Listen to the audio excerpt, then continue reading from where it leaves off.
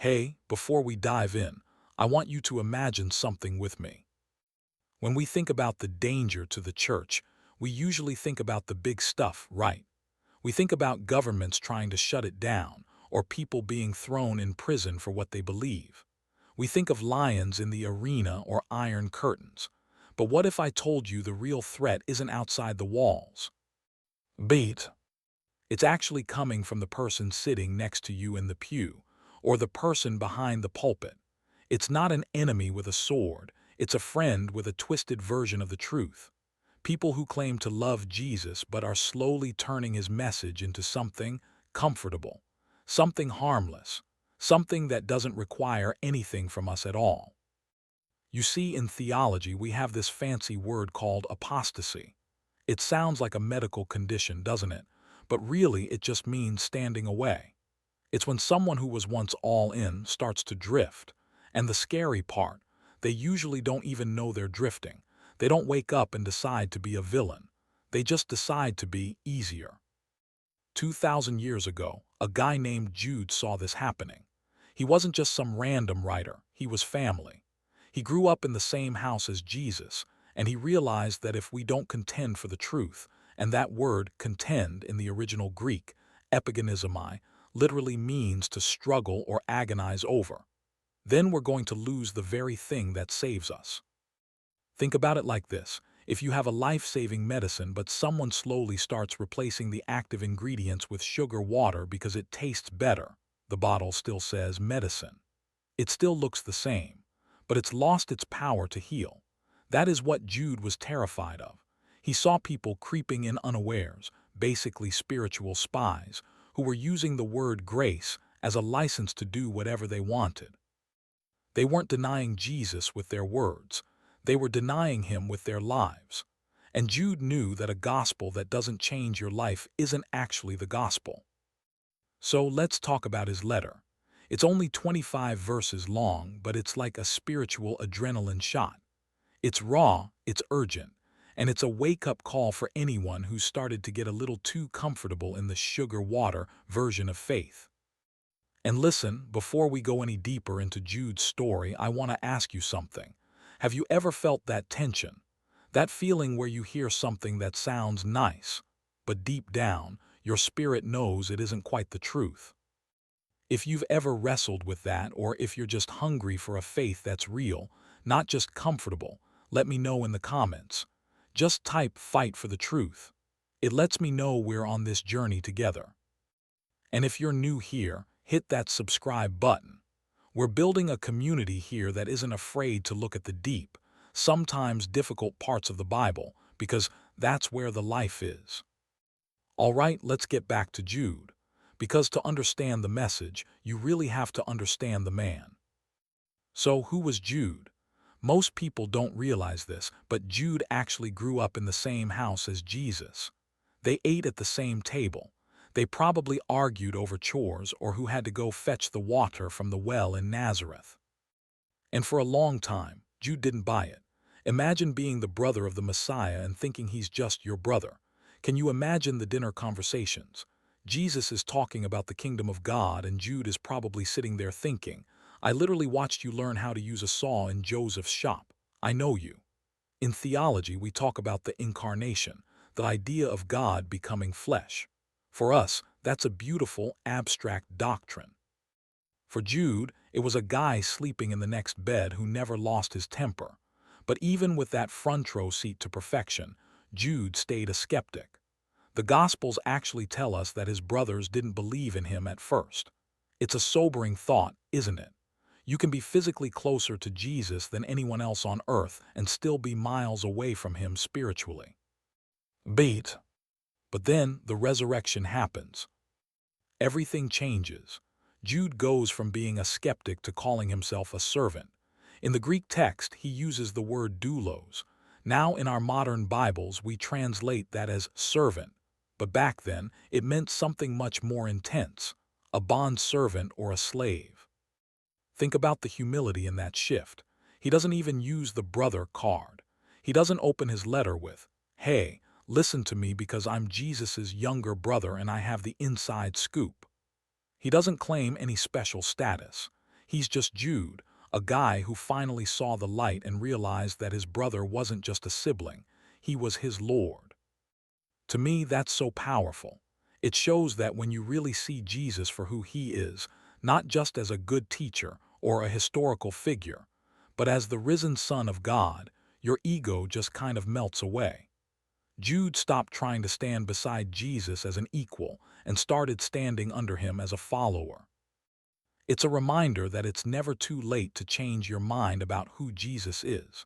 If the guy who shared a bedroom with him could go from skeptical brother to devoted servant, there's hope for every single one of us. That shift Jude made, from family member to servant, it's something we all have to do eventually. It's that moment where Jesus stops being a historical figure and starts being your Lord. If you've ever had that light bulb moment where everything clicked for you, let me know in the comments. Just type, "I saw the light," or share a bit of your story. I love reading how these truths are hitting you guys in real time. Jude actually didn't want to write this letter. He sat down to write something beautiful about salvation, the good vibes stuff. He wanted to talk about the joy of being found, the peace of the gospel, and the common ground we all share. But he couldn't do it. As he was dipping his pen in the ink, he felt this nudge, this urgent, heavy stop in his spirit. In theology, we call this providential interruption. It's when God hijacks your plans because there's a fire starting in the other room that you haven't noticed yet. Jude realized that while he was planning a celebration, the church was actually under siege. But it wasn't an army at the gates. It was people sneaking into the church through the back door. Jude describes them as crept in unawares. These weren't bold atheists. They were spiritual insiders who were saying things like, "Hey, God is all about grace, right? He's a loving father, so your sin, it doesn't really matter. In fact, the more you sin, the more grace he gets to show." Have you heard that lately? That grace is just a cosmic hall pass to stay exactly the same. Jude saw that for what it really was, poison. He realized that grace without a change of heart isn't grace at all, it's a trap. In the academic world, we call this Antinomianism. It's a big word that basically means against the law. It's the idea that because we are under grace, moral boundaries are now obsolete. But Jude knew the truth. True grace doesn't just forgive your past, it empowers your future. It's not a license to sin, it's the liberty to finally say no to the things that were killing you. He saw these teachers turning the kindness of God into a justification for licentiousness. Basically, a lifestyle of if it feels good, do it. Jude's heart was breaking because he knew where that road leads. If you change the definition of grace to mean permission to rebel, you aren't just bending the truth, you're breaking the only bridge that leads people back to God. He had to put his encouragement letter aside, pick up a trumpet, and sound the alarm. Now the narration builds tension. Jude starts pointing back at history like he's a prosecutor presenting a series of Exhibit A files to a jury. He isn't just venting, he's showing us a caution sign. He talks about the people of Israel who were rescued from Egypt, people who saw the sea split and ate bread from heaven. Yet they still fell in the wilderness because they stopped trusting. Then he brings up the angels who did not keep their positions of authority, but abandoned their proper dwelling. In the world of theology, this is a heavy concept. Apostasy is possible even in the presence of miracles. Jude is saying that having a spiritual resume doesn't protect you if your heart turns cold. He even points to Sodom and Gomorrah, not just to talk about morality, but to show what happens when a society completely replaces relationship with God with indulgence of self. Each of these stories carries the same weight. God is incredibly patient, but he is not indifferent. Beat. And then Jude shifts from history to poetry and it gets savage. He uses these wild metaphors to describe these false teachers. He calls them clouds without rain. Think about that for a second. Imagine you're a farmer in a Middle Eastern drought. Your crops are dying, your family is thirsty, and you look up and see a massive dark cloud rolling in. You get your hopes up. You think, finally, life is coming. But the cloud just drifts by. No rain, just a shadow, it's empty. This is the theology of emptiness. These teachers sound impressive. They have the deep vocabulary, the charismatic delivery, and the best life now promises. But when you actually get close to them, there's no substance. They don't have any spiritual water to give you. They're like trees without fruit, twice dead, or wandering stars that look bright but are actually heading straight into the dark. Jude's warning is clear. Don't be mesmerized by the light of a star if it isn't leading you to the sun. Don't fall in love with the look of a cloud if it isn't bringing the rain of the Spirit. If a teaching makes you feel good but doesn't make you more like Jesus, it's a shadow, not a solution. So, how do we survive a world full of noise? After Jude spends all this time pointing out the empty clouds and the wandering stars, he finally turns back to us. He stops talking about the problem and starts talking about the survival strategy.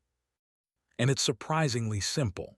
In theology, we often get caught up in complex systems, but Jude gives us what I call a spiritual ecosystem. He lists 4 things to hold on to, and they all work together to keep you grounded.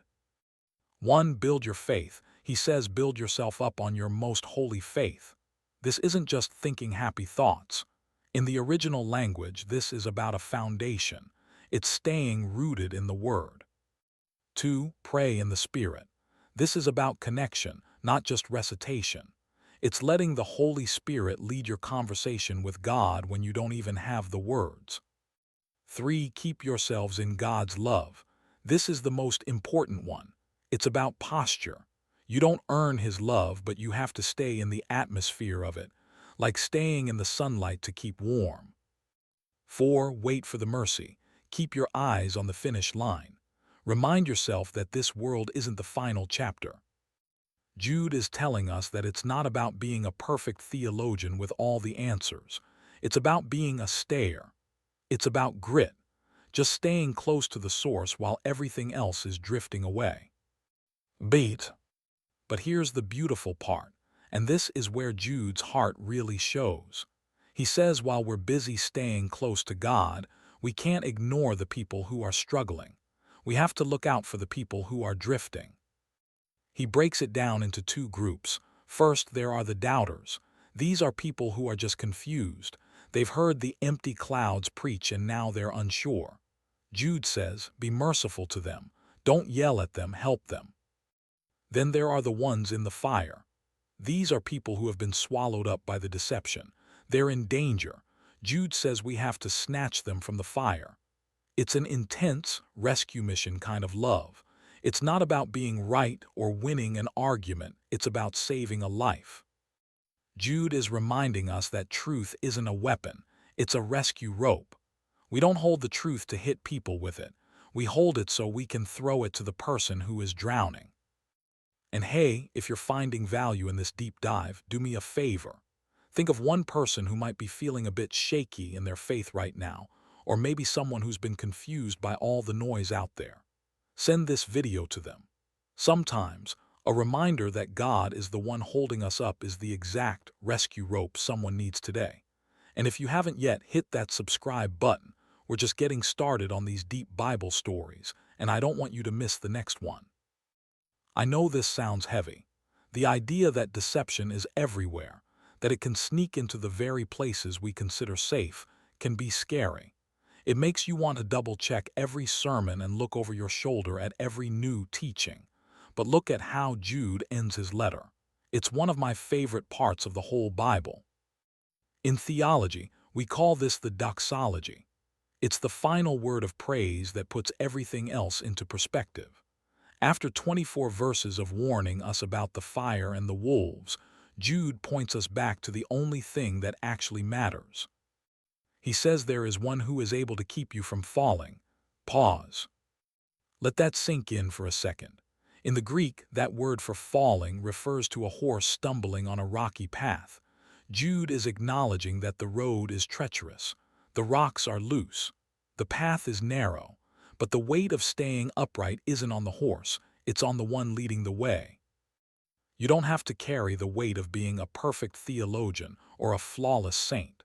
You don't have to live in a constant state of panic that you might accidentally believe the wrong thing and lose your way. You just have to walk with the one who is the truth.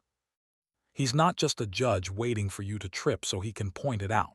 Jude says he is the one who brings you home into his glorious presence with exceeding joy.